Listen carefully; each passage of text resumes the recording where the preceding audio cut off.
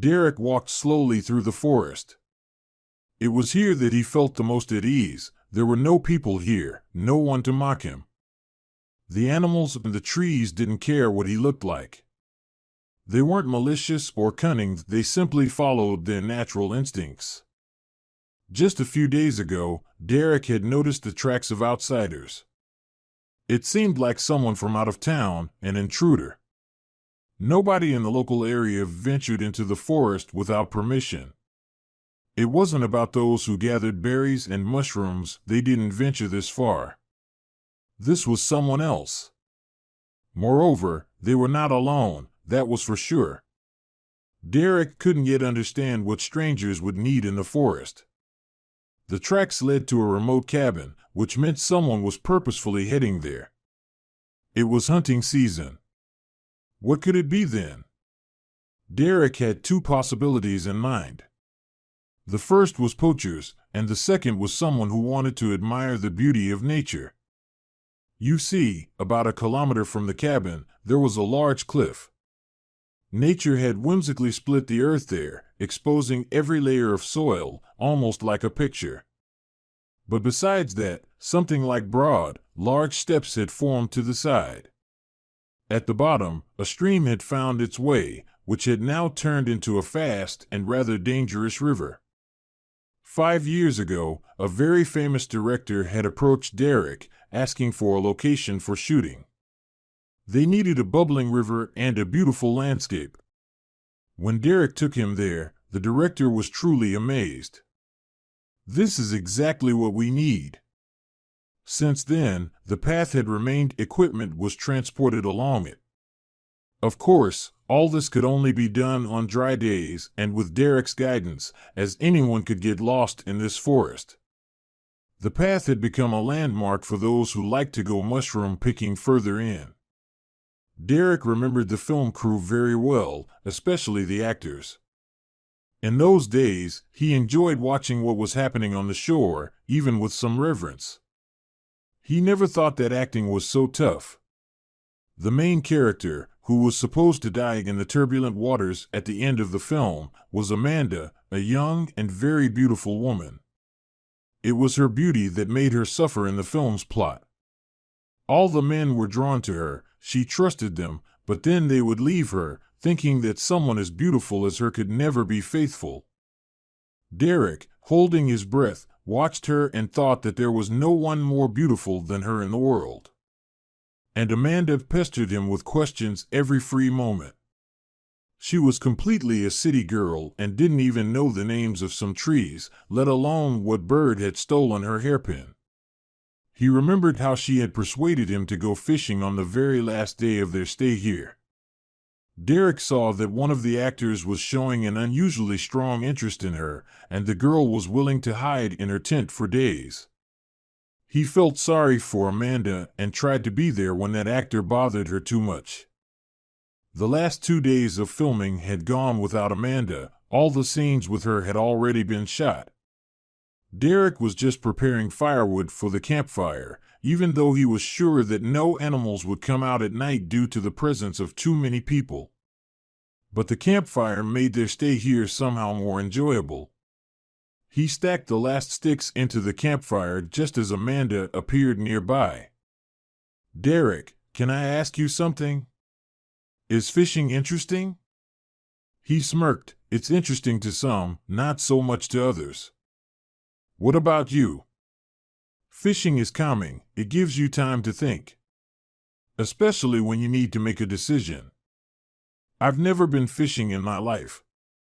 But, I guess you can't fish in this river, can you?" "Why not?" "Just about 2 kilometers upstream, the river takes a turn, and the water widens. You can catch some pretty decent carp there." Amanda's eyes lit up. "Derek, I'm begging you." "No, I'm pleading with you, let's go fishing." He looked at her in surprise. "Do you really want this so badly?" "Yes. I'm leaving the day after tomorrow, and I probably won't get to a place like this again. Work, work, and more work. You can't imagine how much I want to learn to milk a cow, handle a scythe, and go fishing." Well, consider this my little adventure. Cows and sides don't suit me, but fishing. Please, don't refuse me. To be honest, he was taken aback. Going fishing with Amanda, someone he was quite fond of. Derek saw her wide-open eyes and realized he couldn't refuse. All right, you've convinced me. Get ready. We'll set out in 2 hours. Bring warm clothes, it gets chilly by the river at night. And bring everything you have to fend off mosquitoes. Amanda squealed with delight and rushed to her tent. Derek quickly headed to his cabin to grab fishing rods and bait. If he walked at a brisk pace, he'd be back in 2 hours. As they were getting ready to leave, the same actor who had been bothering Amanda incessantly approached them. Amanda, where are you going? I'm going fishing. I'll be back tomorrow, Amanda replied. Are you out of your mind? You're going into the woods with a stranger? You don't know him at all. The actor was becoming increasingly agitated. Derek didn't intervene in the conversation. He waited calmly. Charlie, what the hell do you want from me? Amanda retorted. You know damn well I promised your father to look out for you. No, you imposed your watching out on me. Frankly, I find your guardianship too intrusive. Amanda, calm down. You're just overexcited. You need to relax. We'll finish filming, and I'll take you to the seaside. I'm not going to the seaside with you. You will, Amanda. And right now, I forbid you from going anywhere with this stranger. Derek smirked and then furrowed his brow. Charlie grabbed Amanda's hand and tried to pull her away, but she resisted, attempting to break free. Let go, it hurts, she exclaimed. But Charlie twisted her arm. That's when Derek stepped in. He gently intercepted the hand Charlie was using to hold Amanda and squeezed it. The young lady told you to let her go. Charlie winced in pain. Don't interfere, I'm going to marry Amanda. I don't like that she's going off with you to who knows where. Amanda managed to break free. Well, I'm not planning to marry you. Idiot. Let's go, Derek. Amanda walked purposefully in the other direction. Derek didn't like the way Charlie was looking at her, but he didn't say anything else. He caught up with Amanda and turned her in a different direction. That way, he said. Amanda smiled. They walked for about an hour. Derek could have covered the distance in 20 minutes, but Amanda kept getting distracted. First, she spotted an unfamiliar flower, then she marveled at the sky. He didn't mind, after all, what was interesting in the city? But here. Just before reaching their destination, a hare suddenly darted out from under their feet and fled. Amanda screamed. He thought she was scared, but in the next moment, she was clapping her hands in delight. Amanda's childlike naivety truly surprised Derek. In 2 hours, they caught enough fish for fish soup, and then Derek set up the rubber bands for fishing.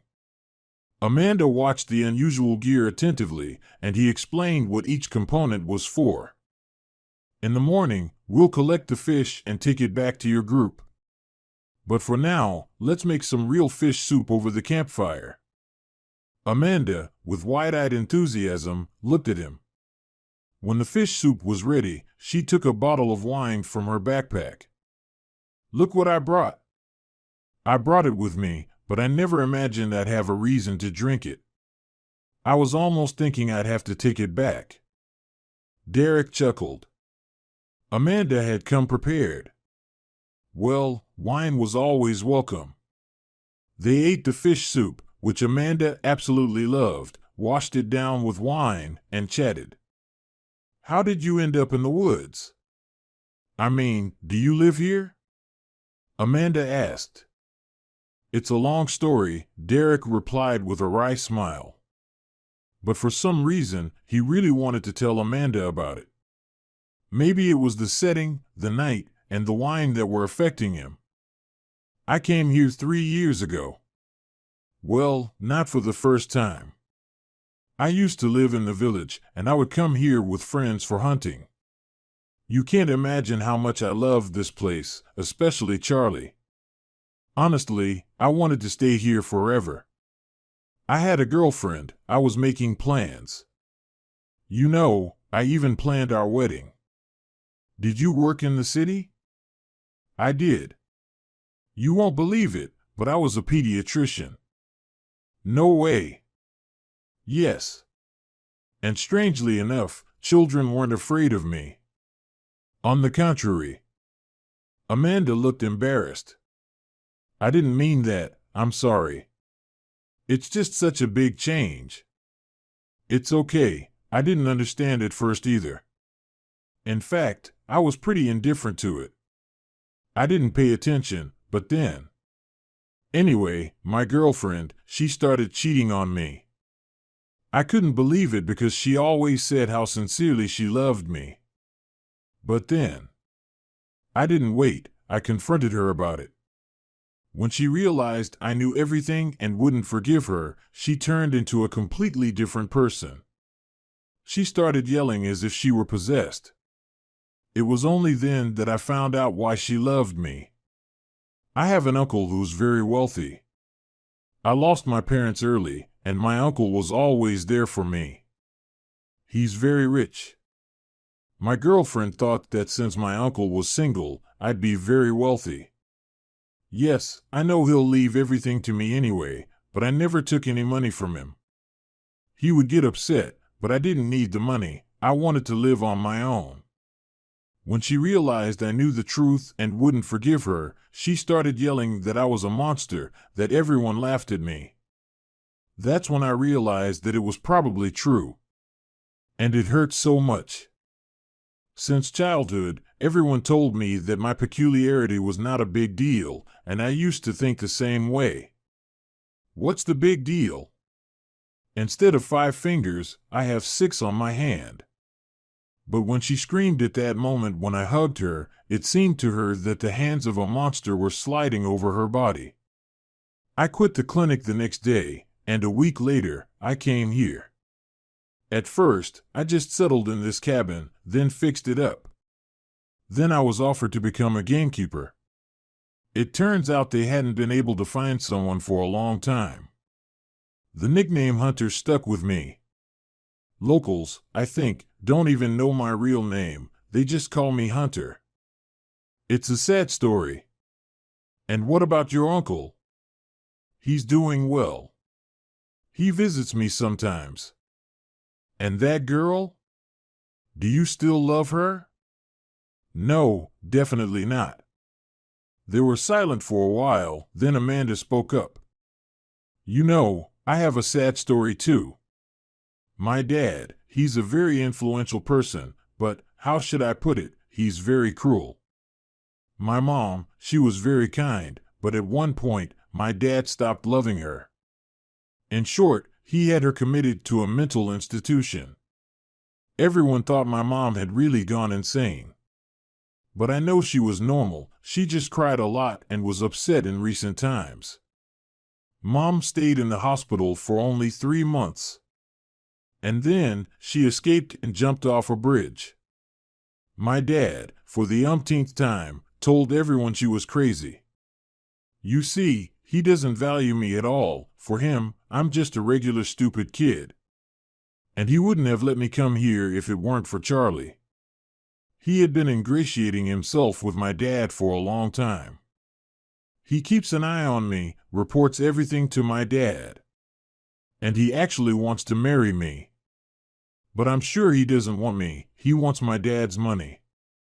You know, something tells me it'll be very difficult to get rid of Charlie. And I'm afraid of him.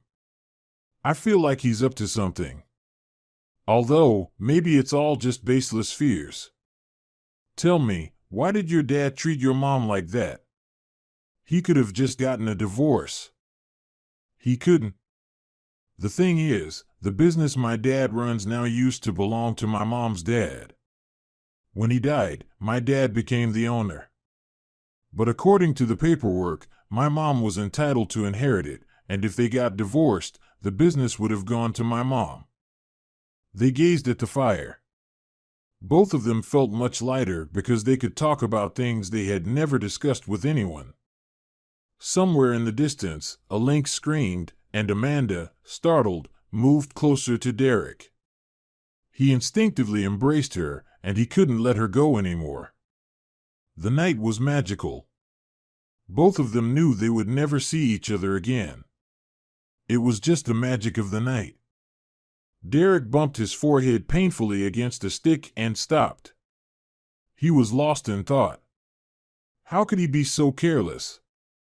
It wouldn't take long for him to stumble into a pit or something. Wait!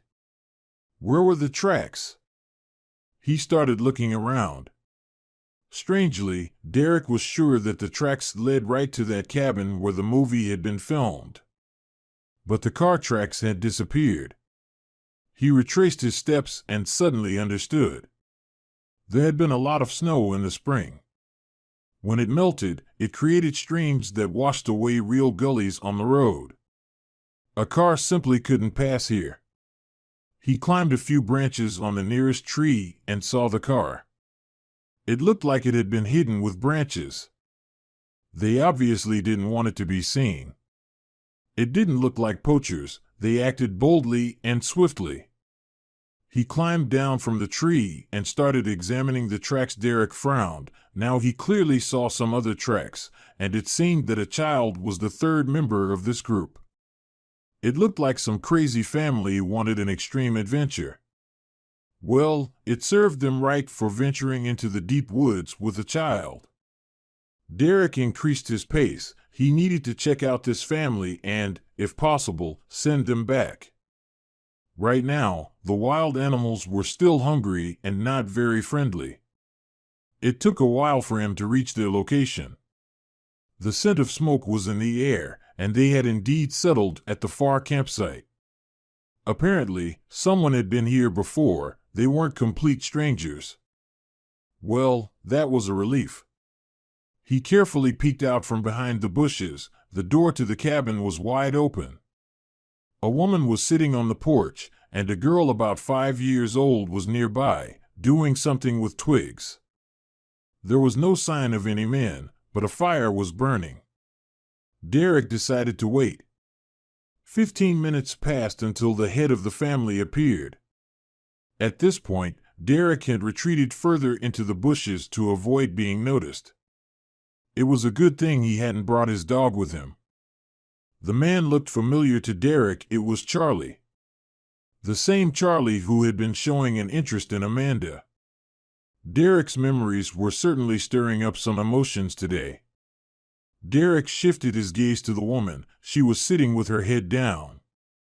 It was immediately obvious that she was very thin, and her skin looked almost translucent. After a few minutes, she raised her head, and Derek almost fell over. It was Amanda. So, they did get married after all, and they had a child together. But why did Amanda look so unhealthy? And why were they here? Derek didn't know why, but he decided to just observe and try to listen to their conversation. Everything would be much clearer in the evening.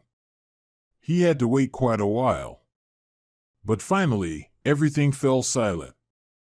Amanda was still sitting there, and now Charlie had joined her. Charlie, think about it. They will search for us and find us. No, Amanda, no one will find you. Just think about it. Everyone already knows you're crazy. Who knows what got into your head? Taking a child and running away like that. You won't leave us here. I will. I won't kill you if you behave quietly. Charlie, but Martha, she's innocent. Well, no one is guilty. It just happened your dad died at the right time, but he wrote the wrong will. You see, his conscience got the best of him. It was you did this to Dad. You're not as foolish as I thought. Charlie, you'd better kill us then. I can't bear to watch my daughter die of hunger or at the hands of wild animals. No, dear, that's the whole point. They will find you eventually, but only when it's all over. But you need to die on your own, without my help. Charlie laughed disgustingly. Derek didn't understand. Were they rehearsing some new scene? It couldn't be that they were discussing this so calmly. Charlie, we won't wait here for death. We'll go and look for people. Funny. I know you will. First, you won't leave the cabin, so the wolves won't devour Martha. You get lost in 2 trees, and secondly, I'll forget to leave the map. Do you understand, dear? Amanda burst into tears. Please, let us go. You can take all of Dad's money. I won't claim anything. Ah, found an idiot. Right now, you're not claiming anything, but as soon as you get a little distance, you'll start. No, I need to be sure. The longer Derek listened to their conversation, the more he realized that this was all serious. Amanda was waiting for death, and so was her daughter. And this monster was planning it all cold-bloodedly. No, he wouldn't let this happen. What nonsense! He was about to leave, but what he heard made him freeze again. Amanda, you should be happy. You'll die next to your beloved. You've been thinking about him all this time. Although, why am I surprised? Your daughter is just as ugly as he is. You should be grateful to me for living with you for so many years. Derek understood that they were talking about him. But why did they call the daughter ugly? It made no sense. In any case, he decided to wait. If Charlie was planning to leave them here, he would just wait and then take them out of here. He would figure out the rest later. Derek quietly removed his backpack, unstrapped his ammo pouch, and gently placed them on the ground. He would retrieve them later. There was some movement near the house, and he peeked out again. Charlie pressed something to Amanda's arm, presumably giving her an injection. What was going on? He saw the woman go limp, and Charlie took the girl by the hand and walked toward the cliff.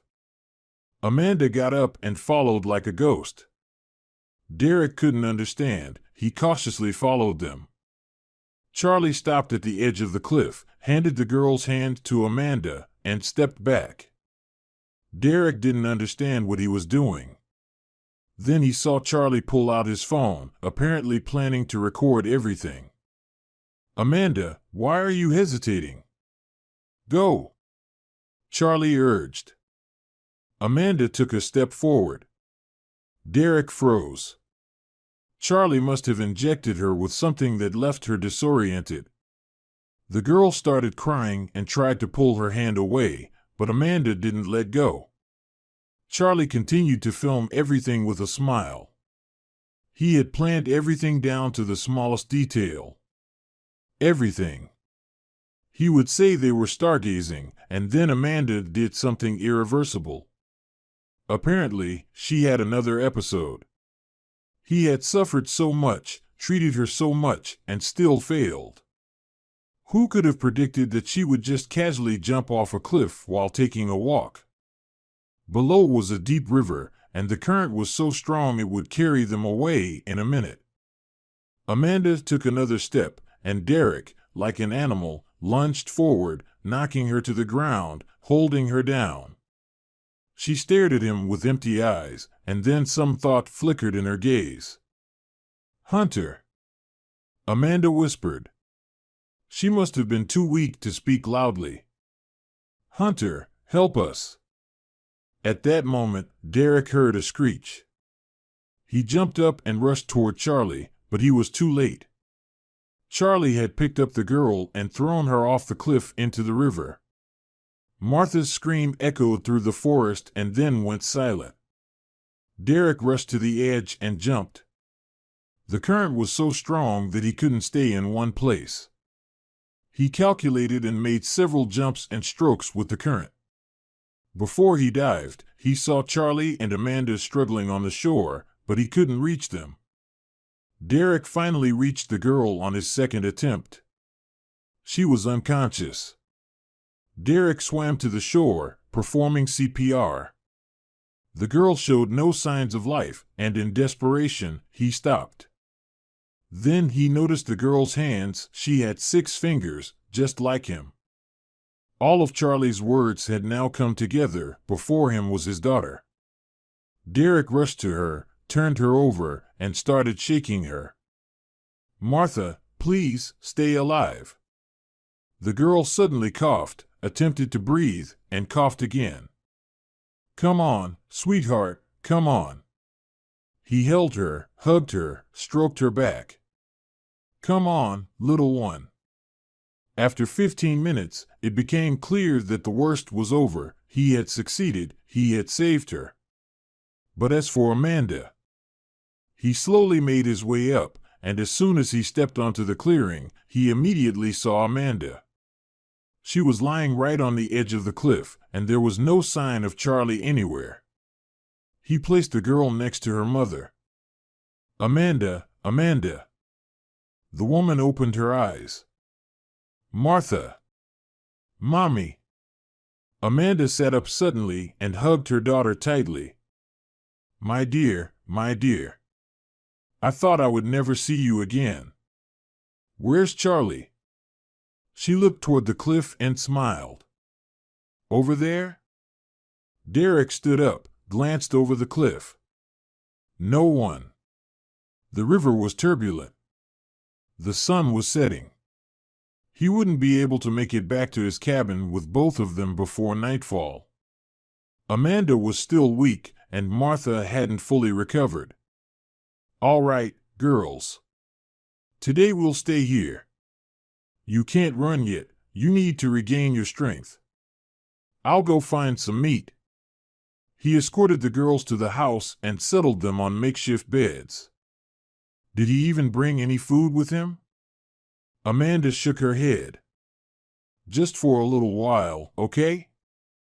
Derek left, determined to find food for them.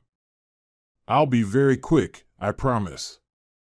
In the evening, when the sun was almost down, Derek was already roasting 2 ducks over the campfire.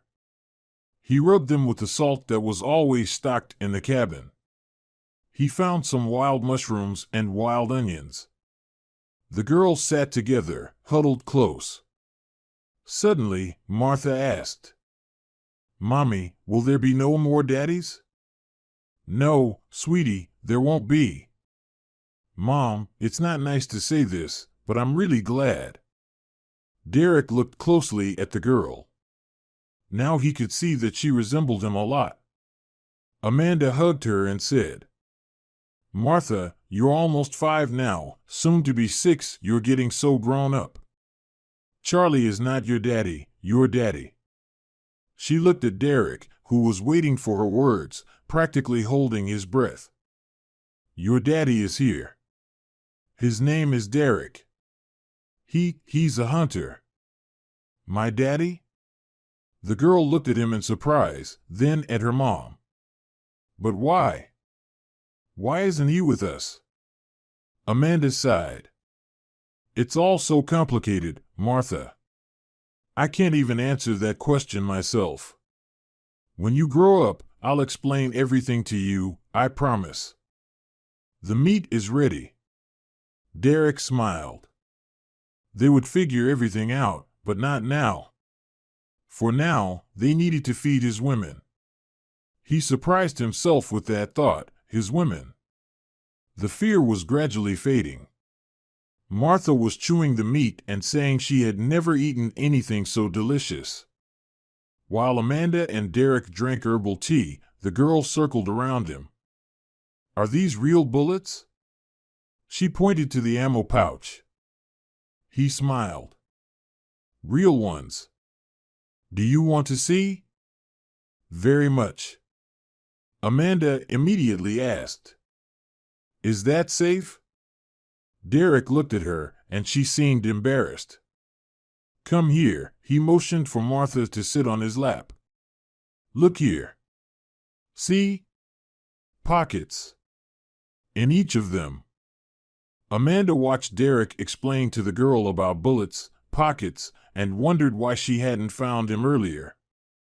Or rather, why hadn't she come sooner? Did she think he didn't need her? Well, she didn't seem to be needed by anyone, not her father or Charlie. She could have tried, and then, quite possibly, none of this horror would have happened. After all, she almost lost Martha. Martha fell asleep quickly on his lap, and he draped his jacket over her. Derek sat there, trying not to move, and he couldn't quite understand what he was feeling at this moment, some sort of tightness, tenderness, pity. Derek, a very mature, unsocial, and stern man, suddenly had the overwhelming urge to cry, bury his face in Martha's tousled hair. "You know, I thought we'd never meet again. Why didn't you tell me you were pregnant? That you had a child? When we left here, Charlie told my father that I had contacted you. He convinced my father that something was wrong with my head. I don't know why my father believed him. Maybe because he never really loved me. He knew my mother was normal. In any case, I was quickly married off to Charlie, and they locked me up at home. I tried to escape several times, but they always caught me. Everything was done cleverly. They convinced me that if I misbehaved, they'd send me to a mental hospital. And Martha would be taken away, never to be seen by me again. Because of Martha having 6 fingers, she was also forbidden to leave the house. And then my father died, and Charlie decided he should inherit all of his estate. I was in his way because to prove my insanity, he would need to send me for an independent evaluation. He was afraid that everything would come to light there. He injected something into me. I understood everything, but I did everything he told me to. And that's the end of that story. Yeah, fun times. And I thought you were actors. Well, yes. We met in the theater. Charlie was a complete failure, and that role was his only one. The film with the soundtrack failed, even though much was expected of it. In any case, Charlie stopped getting any acting offers after that. It turns out he had paid the director for the role, borrowing money from my father. Amanda looked at Derek. What do we do now? After all, I killed him. Calm down, everything will be fine. Especially since I saw him stumble on his own. You? Amanda looked at him in disbelief, then smiled. Derek, you were sent to me by God, and this is the second time. Go and rest, we have a long journey tomorrow. The road is tough, and you have no strength left. What? After such a dinner? I can run 100 kilometers. They walked for almost a day. The sun was setting when a huge dog bounded toward them, barking loudly. Martha screamed, and Derek immediately picked her up. In fact, she spent most of the journey perched on his shoulders. Don't be scared, this is Rex. The dog jumped around, barking and wagging its tail. Calm down, Rex. You're acting as if you were completely uncivilized. He's civilized, but you could have left a note about where you were going for a few days. At your age, you know. A tall man emerged from the bushes. He smiled, but as soon as he saw Derek wasn't alone, he became serious. Derek, where did you find these lovely ladies? Hello, Uncle. Oh, did I forget to say hello? Oh, the old age. Amanda couldn't help but smile. Uncle Sasha immediately extended his hand to her. Allow me to help you with the last few meters to the palace of this bear. Amanda rested her hand on his elbow. In reality, she was on her last legs. She was trying to hide it from Derek because he had carried Martha the entire way. The girl even managed to fall asleep. She was leaning on Uncle Derek now, but to be honest, she didn't care about appearances. The main thing was not to lose consciousness. They reached a large, dry clearing in just 15 minutes. Uncle immediately settled Amanda in a rocking chair on the terrace. The woman fell asleep right away. Uncle Sasha watched her closely. I don't understand. It feels like she's taken some prohibited substances. That's right, Uncle. Let's set the table first, and then I'll tell you everything. Martha was petting Rex. He's so beautiful, so good. Are you a good boy? Rex attempted to lick her nose, and Martha giggled, dodging his playful attempts. At one point, she put her hand on the dog's back, which caused Uncle to raise an eyebrow in surprise. Derek, for the first time in my life, I can't find an explanation for what's happening. Derek smiled. You're right. As always, you're right. Martha is my daughter. Uncle quietly sat down. And you kept silent? You always knew you were like a son to me. You knew I had no one but you. Uncle, please stop. I only found out everything yesterday when I pulled her out of the water unconscious. That's when it all became clear to me. You can't imagine how scared I was that she wouldn't wake up. While they were setting the table on the terrace, Amanda woke up. I'm sorry, I must have dozed off without realizing it. Uncle Sasha approached her. He looked into her eyes, checked her pulse, and asked her to stick out her tongue. How long have you? He was searching for words to ask how long she had been using whatever had affected her like this. Derek understood before Amanda and answered for her. Uncle, she wasn't alone. In any case, sit down, we'll tell you everything now and figure it out ourselves. Maybe you can advise us on what to do next. 2 hours later, when the well-fed girls were already asleep, the two of them sat outside, sipping beer. Nephew, any detective would envy this. It's unbelievable. Why don't you advise me on what to do correctly? You know our police, they'll need a hefty bribe. I think even more than I can afford. Nonsense. There are honest policemen in the world. You know better than anyone, I've steered clear of these matters for a long time. Here's what you should do, go to sleep. I'll make a call to someone I know and get some advice. I'll tell you everything in the morning. Derek couldn't go back to sleep. He had already awakened, but everyone else was still asleep. He sensed trouble. He quietly nudged Uncle and gestured toward the street.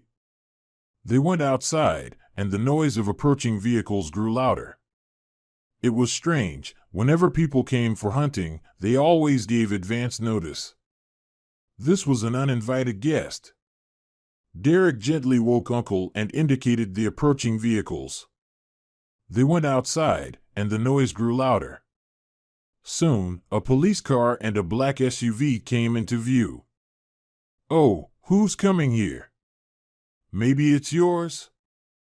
Uncle chuckled. No, the department has slightly different vehicles. I'll give him a call just in case. As soon as the vehicle stopped, Charlie got out of the SUV. He was pretty battered, limping, his face scratched up, but alive. Derek spat on the ground. I knew guys like you don't drown so easily. There you go, did you hear that? Everyone heard it. He regrets not finishing me off. 3 armed men and the local police officer had already exited the police car. The officer looked apologetically at Derek. I don't understand what's happening. Nobody even bothered to listen to me, they just ordered me to escort him here.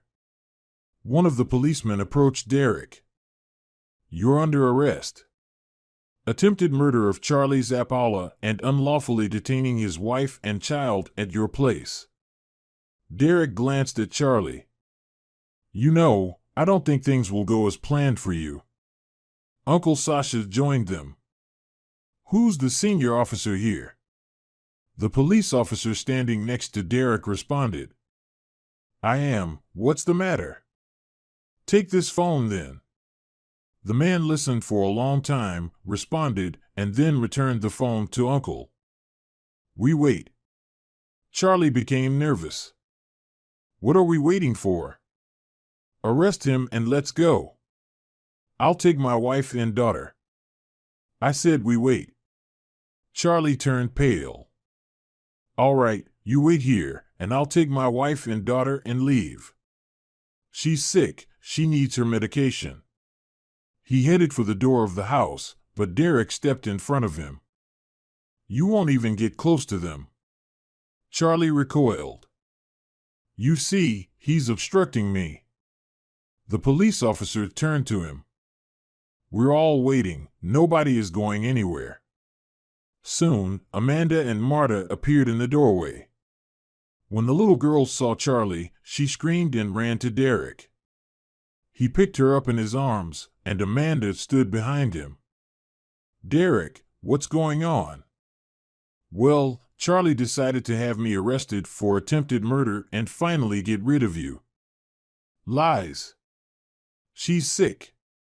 She needs treatment in a specialized clinic. They're already waiting for us there. About an hour later, the noise of the approaching vehicles changed. They sounded heavier and larger. Within a couple of minutes, 2 black vans pulled into the large yard, and people wearing masks jumped out. The police officers immediately placed their weapons in front of them. The senior officer approached Charlie. You're under arrest for the murder of your father-in-law. Amanda screamed, but Derek squeezed her hand. Charlie was taken away in the van. The senior officer approached. You've really stirred things up, Mr. Smith. He left quite a trail behind him. I dug up a bit overnight, and I think there's a lot more to uncover. Anyway, we're off.